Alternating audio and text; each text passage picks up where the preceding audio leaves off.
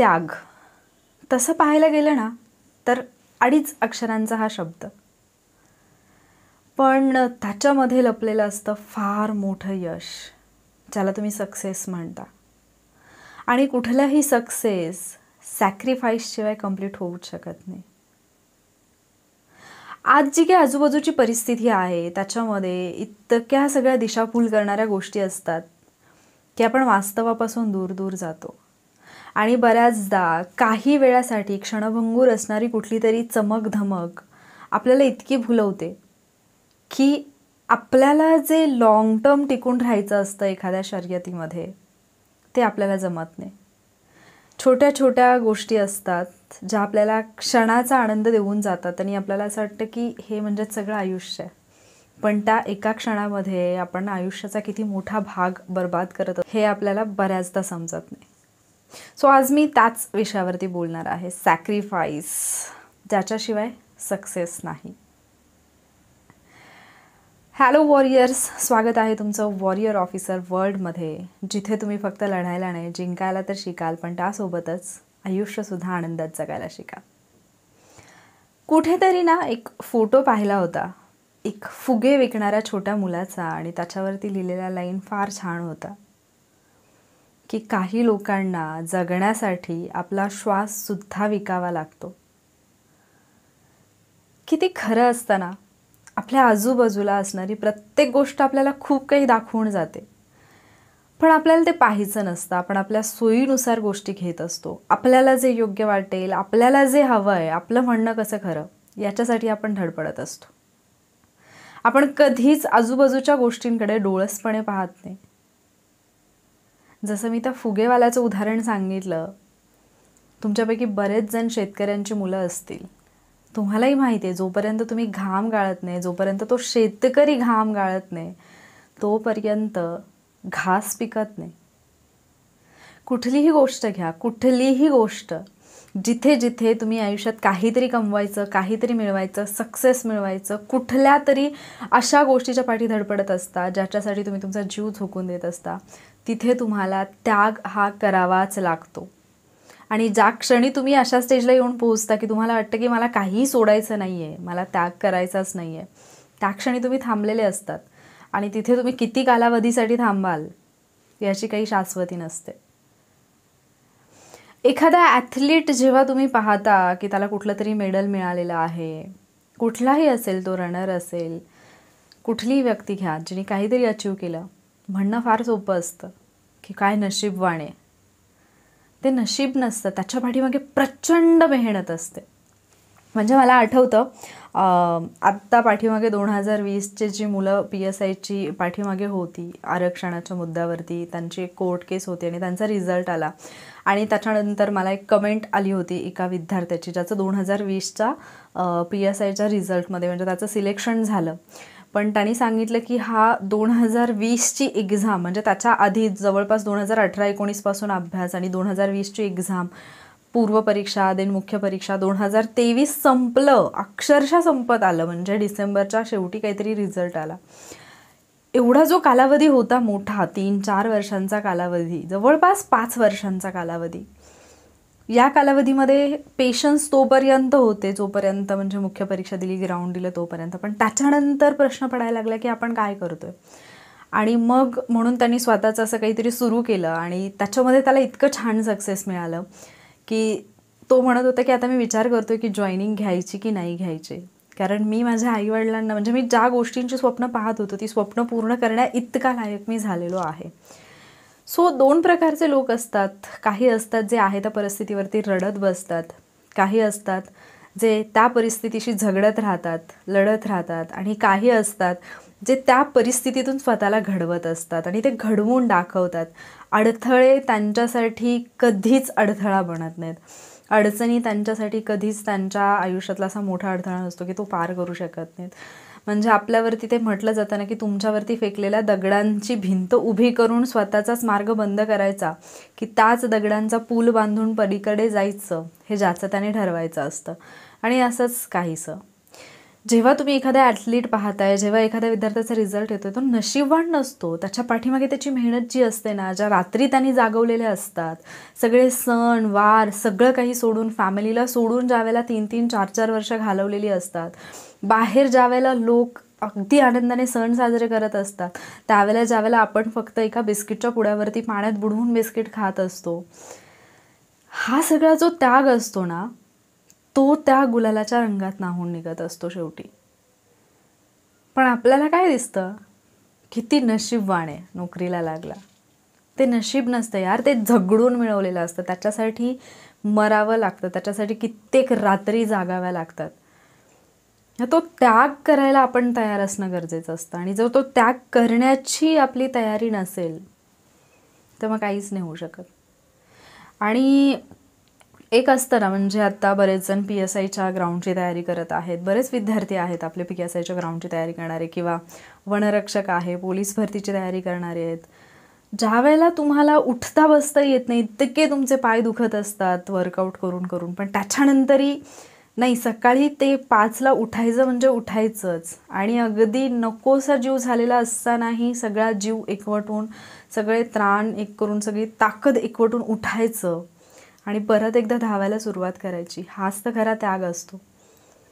आणि मग ज्या वेळेला सगळेजण ते सेलिब्रेशन करत असतात की आमच्या मुलाचा, आमच्या मुलीचा रिझल्ट आला, ज्यावेळेला सगळीकडे गुलालाची उधळण होत असते, त्यावेळेला त्याचा जो हुंदका असतो, म्हणजे तो जो दिवस असतो, त्याच्यानंतर जे तुम्हाला रडायला येत असतं, त्यावेळेला तुमचा सगळा प्रवास तुमच्या डोळ्यासमोरून जात असतो. कारण एका रात्रीत यश हे कधीच मिळत नसतं. त्याच्या पाठीमागे खूप मोठी मेहनत घ्यावी लागते आणि त्याग तर त्याहूनही मोठा करावा लागतो. मी बऱ्याच जणांना हे बोलताना ऐकते की आता हे जे काही ॲक्टर ॲक्ट्रेस असतात किंवा क्रिकेटर आहेत, त्यांच्या बाबतीत मी खूप लोकांकडून हे ऐकते की काय आलिशान आयुष्य जगतात ना ते, म्हणजे काय भारी जगतात यार. त्यांची व्हॅनिटी असेल किंवा त्यांचं काम करणारे सगळे लोक आहेत, ह्या लोकांना काही त्रासच नसतो. पण ते खरंच इतकं सोपं असतं का? म्हणजे जेव्हा तुम्ही एक नॉर्मल लाईफ जगताय, तुम्ही उठलात, तुम्हाला काहीही खावंसं वाटलं, तुम्ही कधीही कुठल्याही वेळी काहीही खाऊ शकता. तुम्हाला चहा प्यायला आवडतं, तुम्ही चहा पिऊ शकता. तुम्हाला गोड आवडतं, तुम्ही गोड खाऊ शकता. पण हे जे लोक असतात, ते त्यांना त्यांच्या खाण्यापिण्यापासून ते प्रत्येक गोष्टीसाठी त्यांना तो त्याग करावा लागत असतो. हां, आपल्या देशाची किंवा खूप ठिकाणी ही फार मोठी शोकांतिका आहे की जो शेतकरी रात्रंदिवस काबाड कष्ट करतो, म्हणजे त्याचा अक्षरशः त्याला त्याचं रक्त सांडावं लागतं. म्हणजे जो घाम पडतो तो घाम नसतोच खरं, त्याच्या रक्ताचं ते पाणी झालेलं असतं. त्याच्या कष्टाला किंमत नाही आहे. त्याच्या कष्टाला खरंच किंमत नाही आहे. कारण जगात अशी व्यक्तीच नाही आहे जी तुमच्या शेतकरी जो आहे त्याच्या कष्टाची किंमत करू शकेल. त्याच्यासाठी फार मोठी पात्रता लागते, त्याच्यासाठी फार मोठी लायकी लागते. अशी लायकीची व्यक्तीच नाही की जी एखाद्या शेतकऱ्याच्या कष्टाची किंमत करू शकेल. फक्त एवढं आहे की एक शेतकरी जो खरंच राबतोय, त्याच्या घरात कदाचित रात्रीचं खायला अन्नसुद्धा नीट नसेल, पण दुसरीकडे एक व्यक्ती शेतकऱ्याची ॲक्टिंग करते तर कदाचित त्याला जास्त पैसे मिळत असतील. ही शोकांतिक आहे, हे मी मान्य करते. तर मला विषय दुसरीकडे न्यायचा नाही आहे. मला ज्या विषयावरती बोलायचं आहे ते हे आहे की तुम्ही कुठलीही गोष्ट आणि कुठलीही व्यक्ती पहा, तुमच्या आजूबाजूला असणारी कुठलीही व्यक्ती पहा, ज्या व्यक्तीला लाईफमध्ये काहीतरी मिळवायचं आहे, ज्या व्यक्तीला लाईफमध्ये काहीतरी कमवायचं आहे, त्याला त्याग हा करावाच लागतो. त्यामुळे जेव्हा जेव्हा तुमच्या पुढे अशी वेळ येते की जेव्हा तुम्हाला असं वाटते की नाही होते माझ्याकडून, मी नाही करू शकत, आत्ता माझं मन नाही लागत आहे, आत्ता मला बाहेर फिरायला जावं असं वाटतं आहे, आत्ता मला दुसरं काहीतरी खायला जावं असं वाटतं आहे, आत्ता मला पिक्चर पाहत बसावं असं वाटतं आहे, आता मला इकडे जायचं आहे, तिकडे जायचं आहे, हे जे काही सगळं वाटतं ना, तेव्हा स्वतःला एकच सांगा, त्यागाशिवाय यश नाही, सॅक्रिफाईसशिवाय सक्सेस नाही. हा जो त्याग तुम्ही आत्ता करणार आहात ना, त्याच्यातूनच तुमचं भविष्य घडणार आहे. आणि एक गोष्ट नेहमी लक्षात ठेवा, आज जर तुम्ही तुमचा दिवस वाया घालवत असाल, आज जर तुम्ही तुमचा वेळ वाया घालवत असाल, उद्या फक्त तुम्ही एकटे रडत असाल, सगळं जग तुमच्याकडे पाहून हसत असेल. पण आज जर तुम्ही कोणाचाही कशाचाही विचार न करता तुमचा 100% देऊन, मान खाली घालून जर त्या पुस्तकाशी मैत्री करत असाल, जर तुम्ही मेहनत घेत असाल, तुम्ही कुठल्याही क्षेत्रात असाल, आता जास्त आपले जे व्ह्यूअर्स आहेत ते स्पर्धा परीक्षेशी रिलेटेड आहेत म्हणून मी त्या गोष्टीत बोलते, पण तुम्ही तुमचा बिझनेस जरी करत असाल, तुम्ही कुठलंही काम करत असाल, तर एवढं लक्षात ठेवा की मेहनतीशिवाय आणि त्यागाशिवाय फळ नाही. म्हणजे ज्यावेळेला एक शेतकरी शेती कसतोय, दिवसभर लाईट नसते, रात्रीचं कितीही कडाक्याची थंडी असली तरी त्यावेळेला सुद्धा शेताला पाणी द्यायला जेव्हा त्याला जावं लागतं, तेव्हा तो हा विचार नाही करत की अरे यार मी का करू हे. त्याला त्याचं शेत पिकवायचं असतं. आणि मातीवरती इतकं प्रेम करायचं की ती माती म्हणजे खरंच आपली आई आहे, ते जर प्रेम अनुभवायचं असलं आणि खरंच मातीचे जर उपकार फेडायचे असले ना, तर फक्त 2च लोक असे असतात, 2च प्रोफेशन असे आहेत, 2च माणसं अशी आहेत की ज्यांच्याकडे पाहून तुम्हाला कळेल की मातीवरचं प्रेम काय असतं. एक म्हणजे शेतकरी आणि दुसरा म्हणजे आपला जवान. त्यांच्याशी तुलनाच नाही करू शकत तुम्ही दुसऱ्या कोणाचीच. कारण ते जे त्यांच्या कर्तव्याशी जे ते एकनिष्ठ असतात ना, ती एकनिष्ठता, तो प्रामाणिकपणा त्यांच्या मेहनतीतला, तो जर तुम्हाला तुमच्यात आणता आला ना, तर तुम्ही अनस्टॉपेबल असाल. तुम्हाला कोणीच नाही अडवू शकत.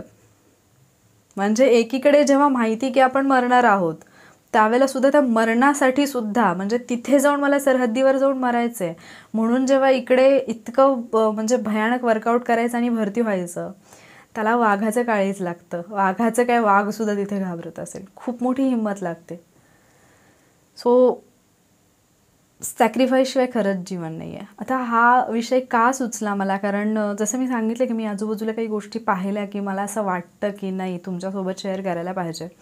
सो जो काही अनुभव आहे तो मी डिरेक्टली तर तुमच्याशी शेअर नाही करत, पण हां, अशा काही गोष्टी आजूबाजूला पाहते की मग वाटतं की बोलावं, मनातलं कुठेतरी व्यक्त व्हावं. आणि मग तुम्ही असतात ऐकणारे आणि तुमच्यापैकी बरेच जण असे असतात की जे मला व्हिडिओनंतर कमेंट करतात की मॅम मी आत्ता खरंच अशा सिच्युएशनमध्ये होते किंवा होतो की मला कळतच नव्हतं की काय करावं. म्हणजे जो गोंधळ माझ्या डोक्यामध्ये चालला होता ना, तो गोंधळ एक्झॅक्टली तुम्ही व्हिडिओतून मांडला. आणि त्याच्यानंतर त्यांना एक नवीन उभारी मिळते, एक नवीन हिंमत मिळते करण्यासाठी आणि ते एक नवीन सुरुवात करतात. जे काही असतं त्यांना मागे खेचणाऱ्या गोष्टी किंवा त्यांचं खच्चीकरण करणाऱ्या किंवा जे त्यांना मेंटली इमोशनली थोडं लो फील होत असतं, त्याच्यातून हील व्हायला त्यांना हेल्प होते. आणि म्हणून माझे जे अनुभव आहेत ते मी तुमच्यासोबत शेअर करत असते. मला माहिती नाही की मला जे सांगायचं होतं ते तुमच्यापर्यंत आज व्यवस्थित पोहोचलं की नाही, कारण कसं आहे की ज्यावेळेला एखादा अनुभव किंवा एखादं दृश्य मी पाहते आणि ज्यावेळेला ते मी ॲज इट इज तुम्हाला सांगते आणि देन मी त्याच्यावरती बोलते, त्यावेळेला मी खूप ओपनली बोलते. बट एखादा असा अनुभव असतो की मग मला फक्त जे फील झालं ते तुम्हाला सांगायचं असतं. त्यावेळेला मग थोडंसं कुठेतरी तुम्हाला लिंक लागायला कठीण जात असेल, पण तरीसुद्धा समजलंच असेल तुम्हाला की मला काय म्हणायचं आहे. फक्त माझं एक वाक्य जे मी सुरुवातीपासून आत्तापर्यंत बऱ्याच वेळा बोलले ते म्हणजे त्यागाशिवाय यश नाही. तुम्हाला जर यश मिळवायचं तर सॅक्रिफाईस करावा लागेल आणि तो कुठल्याही रूपातला असेल. तुम्ही ग्राउंडची तयारी करताय, पायाच्या नसा तुटेपर्यंत, पोटातली आतडी तुटेपर्यंत धावावं लागेल, तेवढी प्रॅक्टिस करावी लागेल, तर तिथे सक्सेस आहे. तुम्ही परीक्षेची तयारी करताय, तुम्हाला रात्री जागाव्या लागतील. सगळे सणवार सगळं सोडून, घरदार सोडून, आईबाप कोणाचंही कसलंही कोणाचं लग्न आलं, कोणाचं काय आलं, हे सगळं सोडून तुम्हाला अभ्यास करावा लागेल, तर तुम्ही सक्सेसफुल व्हा. तुम्ही बिझनेसमध्ये आहात तर तुमचा बिझनेस वाढवण्यासाठी जे काही करावं लागेल, जे काही सगळ्या गोष्टी आहेत, तिथे तुम्हाला जीव ओतून प्रचंड मेहनत घ्यावीच लागेल.